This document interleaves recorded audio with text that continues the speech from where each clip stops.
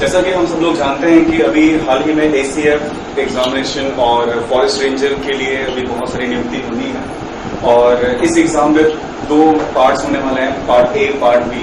और part B में हम सब जानते हैं कि इस बार 7 सेक्शन हैं, 7 डिफरेंट एग्जाम हैं जिसकी तैयारी हम सबको करनी है अगर वो एग्जाम निकालना है।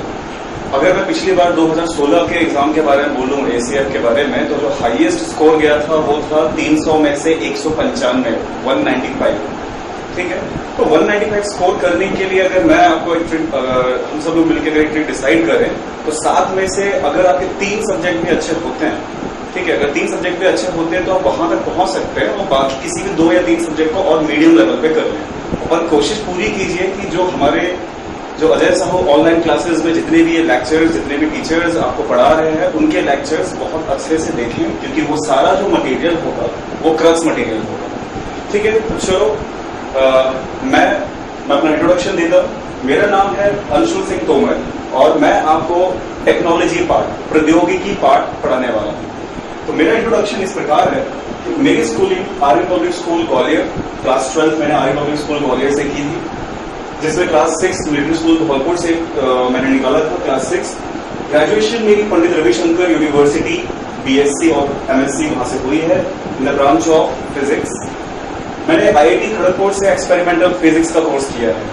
ठीक है, फिर मेरा बचपन से ही बहुत ज्यादा इंटरेस्ट रहा है क्विज की फील्ड में कि बहुत नया नया ज्ञान, ऐसा ज्ञान जो बहुत सारे लोगों को आसानी से ना प्राप्त हो पाए, ऐसे ज्ञान को प्राप्त करने के लिए मेरा बहुत ज्यादा जिज्ञासा रहती थी इस वजह से। इसी वजह से अंडर 14 कमांड लेवल और अंडर 17 नेशनल लेवल मैंने क्विज कॉम्पिटिशन से जीते हैं।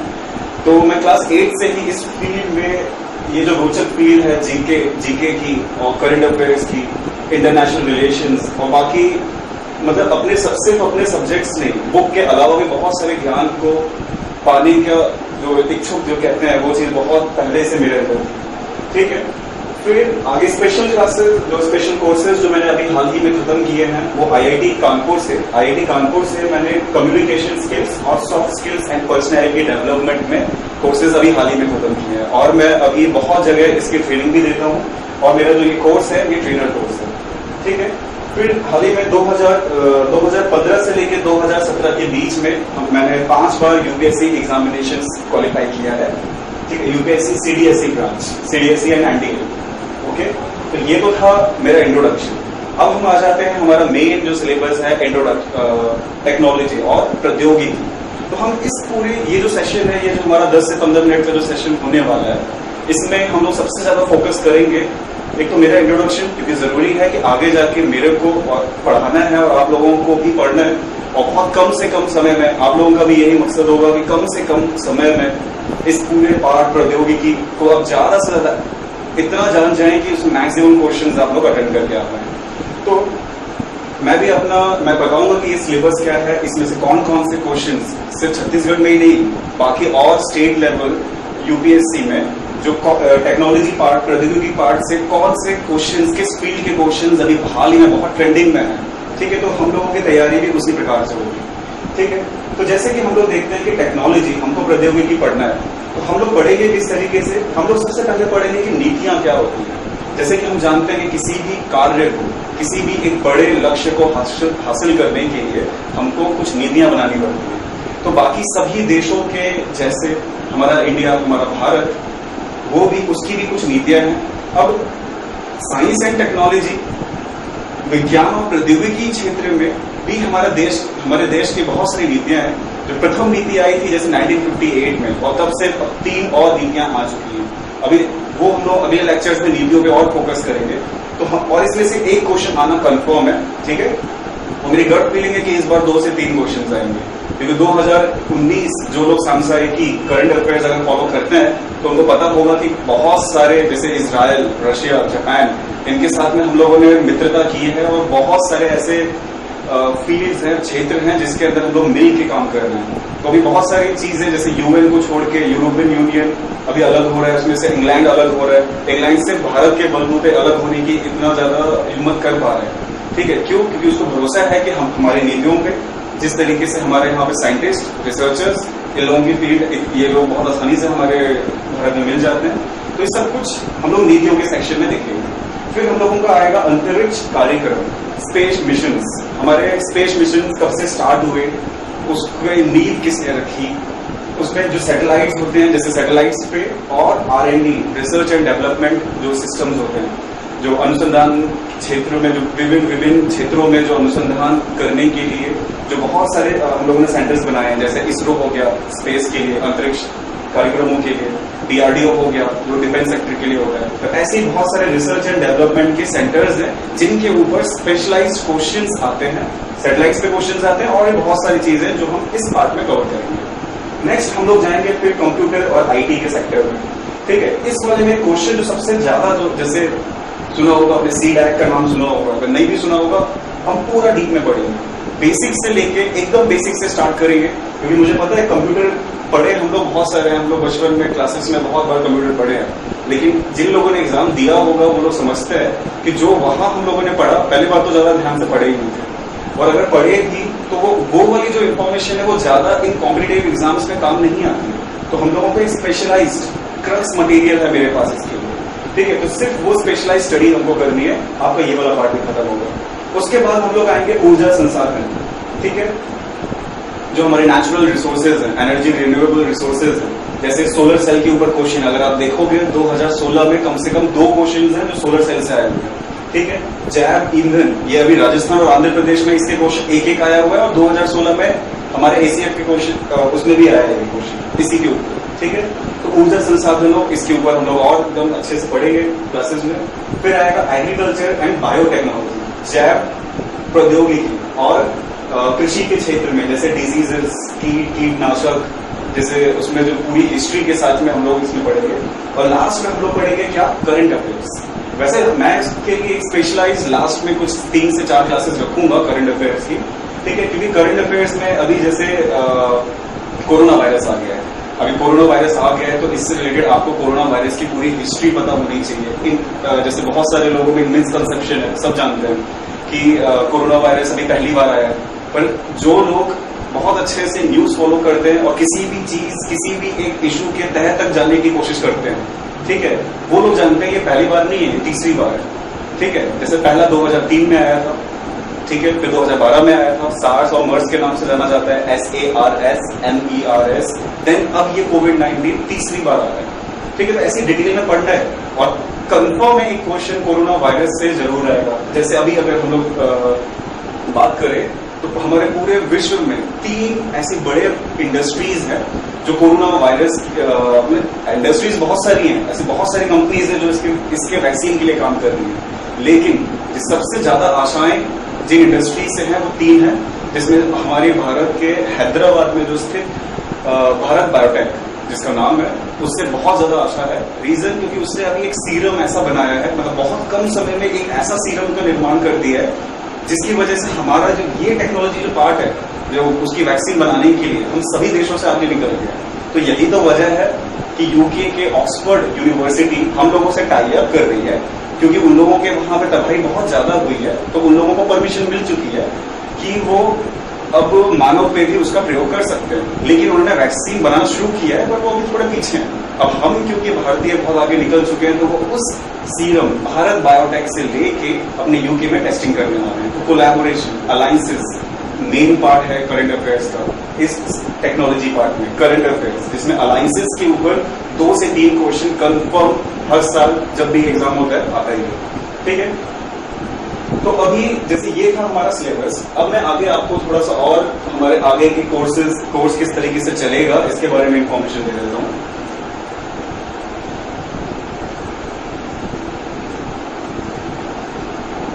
अभी हम लोग देखते हैं कि इस पूरे सिलेबस का स्कोप क्या है।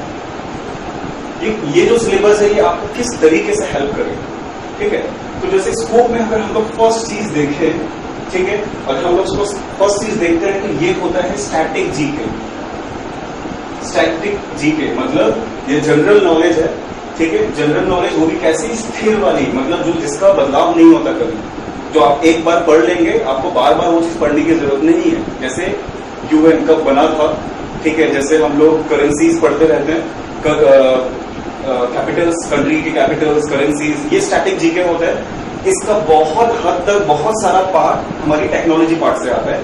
तो अगर आप ये पढ़ रहे हैं ना तो आप स्टैटिक जीके का एक बहुत मेजर पार्ट, बहुत ही इंपॉर्टेंट पार्ट भी कवर करेंगे, ठीक है। और अगर आपका ये हो जाएगा तो इससे फायदा ये होगा कि ना सर ये ACF का एग्जाम, आप इवन UPSC का इंटरमीडिएट लेवल भी कर सकते हैं। इंटरमीडिएट मतलब माध्यम, बेसिक से ऊपर, लेकिन अगर आप सोचें मेंस के लिए नहीं, मेंस से थोड़ा नीचे और प्री से ऊपर, तो ये माध्यम जो लेवल जो मैंने पूरा क्रक्स जो इस टेक्नोलॉजी पार्ट में ना मैं पढ़ता आया हूँ, एग्जाम दिया हूँ, क्लियर किया हूँ, तो पूरा जो मेरा मटेरियल है मैं इसमें यूज करूंगा। पूरा जो एक्सपीरियंस है जो मैं क्लास 8 से इस फील्ड में हूँ उसको मैं यूज करने वाला हूँ, ठीक है। फिर हम लोग दूसरा इसका स्कोप क्या है, जैसे हम लोग जानते हैं हम लोग बचपन से साइंस की फील्ड में भी होंगे, किसी भी सब्जेक्ट में होंगे, कोई सब्जेक्ट हमें क्या देता है, कॉन्सेप्ट्स देता है, ठीक है। जैसे हम लोग फिजिक्स पढ़ेंगे, केमिस्ट्री पढ़ेंगे, बायो पढ़ेंगे, हम लोगों को उसके कॉन्सेप्ट्स आते हैं, लेकिन उसके एप्लीकेशंस, जैसे आप एक्सपेरिमेंट करते हैं तो इन कॉन्सेप्ट्स का एप्लीकेशन करेंगे, इसका इस्तेमाल करेंगे। जो कॉन्सेप्ट्स आपने बनाए हैं, ठीक है, जो कॉन्सेप्ट्स हमने पढ़े हैं उसका इस्तेमाल हुआ है, ठीक है। जैसे एप्लीकेशन, जैसे स्पेस साइंस है, लोगों ने पढ़ा है, न्यूटन का लॉ पढ़ा है, हमने न्यूटन का थर्ड लॉ पढ़ा है, सेकंड लॉ पढ़ा है, हमें पता है रॉकेट कैसे उड़ता है, 11th क्लास में फिजिक्स में बहुत सारे लोगों ने पढ़ा हुआ है, ठीक है। लेकिन सही में स्पेस मिशन ये इंडिया में किस तरीके से आगे बढ़ा, क्या क्या प्रॉब्लम्स हुई, तो ये अगर देखा जाए तो हम लोगों को एप्लीकेशन पढ़ना है। जो चीज यहाँ पढ़ी है उसका एप्लीकेशन, वही तो है टेक्नोलॉजी। तो हमारे पढ़े हुए ज्ञान, जो हमने ज्ञान अर्जन किया है, उसको एक लेवल ऊपर ले जाके उसे अप्लाई किस तरीके से किया जा रहा है, क्या क्या प्रॉब्लम्स हैं, इसी का करंट अफेयर्स, इसी की हिस्ट्री, यही तो है टेक्नोलॉजी, ठीक है।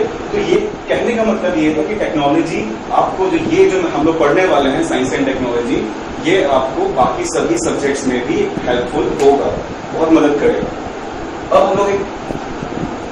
हम लोग बात कर लेते हैं कि हम लोग जब क्लासेस पढ़ेंगे, सेशंस होंगे, तो उन सेशंस को किस तरीके से हम लोग बनाएंगे। जैसे हमारा कोई एक सेशन होता है, ठीक है, जैसे हमारी कोई एक क्लास होगी, ठीक है, तो इस क्लास में मैं किस तरीके की स्ट्रेटेजी यूज करूंगा, ठीक है। मैं इस स्ट्रेटेजी यूज करूंगा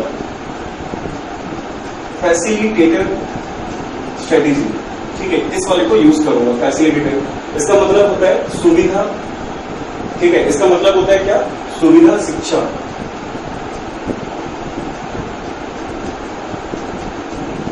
सुविधा शिक्षण। अच्छा, इस टेक्नोलॉजी से आपको किस तरीके से हेल्पफुल होगी ये टेक्नोलॉजी। देखो, इसमें हम लोगों को बहुत सारी हिस्ट्री पढ़नी है, बहुत सारा हिस्ट्री के साथ में हम लोगों को फैक्ट्स याद रखने हैं, डेट्स याद रखनी है, हमको ईयर याद रखना है। तो मैं हर सेशन में आपके साथ एक असाइनमेंट, एक एक्सपेरिमेंट, जो कि आप घर से पहले से थोड़ा बहुत करके आओगे, आसपास देखोगे, कुछ न्यूज़पेपर्स पढ़ोगे, ठीक है, तो वो हेल्पफुल होगा आपको। जैसे मेरी एक क्लास चल रही है, मैंने आपको एक असाइनमेंट दिया, तो हमारे इसमें असाइनमेंट्स होंगे, हर क्लास में असाइनमेंट्स होंगे, ठीक है, जो कि आपको क्या बनाएगा, जिगार्निक इफेक्ट का मैं यूज करूंगा। जिगार्निक इफेक्ट बस सिर्फ एक छोटी सी स्ट्रेटेजी है। ये एक ऐसी स्ट्रेटेजी है कि अगर आपको मन नहीं भी लगता है ना पढ़ाई में, तो आप फोर्सफुली, आपको बस वो कला है कि मैं आपको किसी भी तरीके से खींच लूंगा पढ़ाई के अंदर, ठीक। तो असाइनमेंट्स के थ्रू सुविधा शिक्षण, मैं आपको क्रक्स मटेरियल दूंगा, ठीक है, मैं आपको वो सुविधा दूंगा कि आपको आसानी से कम समय में जितना आपको जानने की जरूरत है उससे थोड़ा ज्यादा ही, उससे कम कभी नहीं, ठीक है। तो ये पूरा सिलेबस खत्म होने के बाद आप पाएंगे, इस चीज की मेरी गारंटी है कि एक क्वेश्चन भी आपको इस पूरे जो इस बार 22 से 25 क्वेश्चन लगभग लग रहा है कि पूरे 150 क्वेश्चन में से 22 से 25 क्वेश्चन टेक्नोलॉजी पार्ट से आएंगे, और इन 22 से 25 में आप मान के चलिए 20 से ऊपर क्वेश्चन हमारे सिलेबस से कंफर्म आने वाले हैं। इस चीज की मैं गारंटी देता हूँ, ठीक है। तो आपको इन क्लासेस में हर सेशन में चैलेंजेस मिलेंगे, आपको चैलेंजेस को एक्सेप्ट करना है और वो काम करना है। अच्छा, और इसमें सबसे इंपॉर्टेंट हमारे हाइलाइट्स क्या होने वाला है कि हमारा क्रक्स मटेरियल होगा। क्रक्स मटेरियल मतलब एकदम संक्षिप्त रूप में मैं आपको सारा मटेरियल प्रोवाइड कराऊंगा, आपके सामने लेके आऊंगा, ठीक है। फिर दूसरा है आपको क्लासरूम लर्निंग होगी, वो भी ट्रिक्स के साथ, क्योंकि मैं भी स्टूडेंट रह चुका हूँ, मैं भी पढ़ा हूँ, जानता हूँ इतने आसानी से हर चीज याद नहीं हो जाती है। या तो किसी चीज में इंटरेस्ट हो तो वो चीज जल्दी और लंबे समय तक याद रहती है, ठीक है, या तो मैं बहुत ज्यादा जरूरत तब एक चीज होती है, ठीक है। लेकिन इसके अलावा भी बहुत सारी ट्रिक्स होती हैं, माइंड मैपिंग्स होती हैं, ठीक है, माइंड मैपिंग्स होती है, हुकिंग टेक्निक होती है। ये आप जब सेशंस करेंगे ना तो आप समझ जाएंगे कि आप ना चाहते हुए भी आपके दिमाग के अंदर बहुत सारी चीजें चली गई हैं और जिसको आप चाह के भी जिंदगी भर आपके दिमाग से वो चीजें नहीं निकलेंगी, ठीक है। अब ये मेरे पढ़ाने का स्टाइल है और असल में मेरे पढ़ाने का स्टाइल के साथ साथ जितने मैंने वर्कशॉप्स IIT खड़गपुर और कानपुर में अटेंड किए हैं, ये उसका क्रक्स मटेरियल है जो कि मैं अपनी टीचिंग के अंदर यूज करता हूँ, ठीक। अब इसके साथ में एक चीज और रहेगी, जैसे डाउट क्लियरिंग सेशंस होंगे हमारे,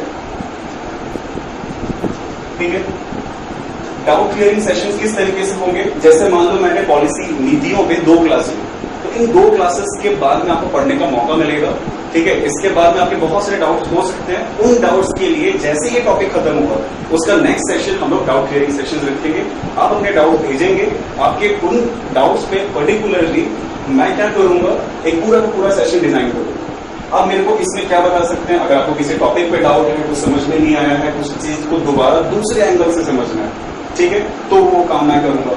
अच्छा, अगर आपको कोई चीज याद नहीं हो रही है, जैसे आपको कोई ईयर याद नहीं हो रहे हैं, बहुत सारे ईयर आ गए हैं, ठीक है, अब या फिर कोई बस दिमाग में याद नहीं हो रहा है, तो इसके लिए मेरे पास स्पेशल टेक्निक्स हैं। किसी भी चीज को मैं दावा कर सकता हूं कि कोई भी चीज, कुछ भी अगर आपको याद नहीं हो रहा, मैं आपको याद करा के दूंगा, ठीक है। आप एक बार करके देखना इस चीज को। नेक्स्ट है, आपको असाइनमेंट्स तो मिलेंगे, रेगुलर असाइनमेंट्स होंगे जो कि आपको पढ़ना होगा, ठीक है। फिर नेक्स्ट हम लोग आ जाते हैं, इस सिलेबस को हम लोगों ने देख लिया,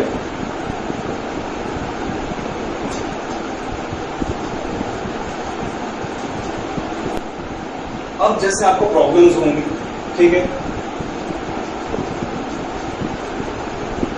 अब हम लोग पढ़ाना चालू करेंगे, मैं यहाँ पढ़ाऊंगा, हम यहाँ पूरी मेहनत करेंगे, लगातार आपके लिए मटेरियल पूरा संक्षिप्त रूप में प्रिपेयर करेंगे और आपको वो चीज देंगे। हम लोग भी नहीं चाहते कि आपका टाइम ऐसी चीजों को पढ़ने में व्यर्थ चला जाए जिसका हमारे इस एग्जाम से कोई रिलेशन नहीं है, ठीक है। तो वो सब चीजें मिलेंगी, लेकिन यदि क्यों, अगर आप जैसे आप ये हो या आप हो,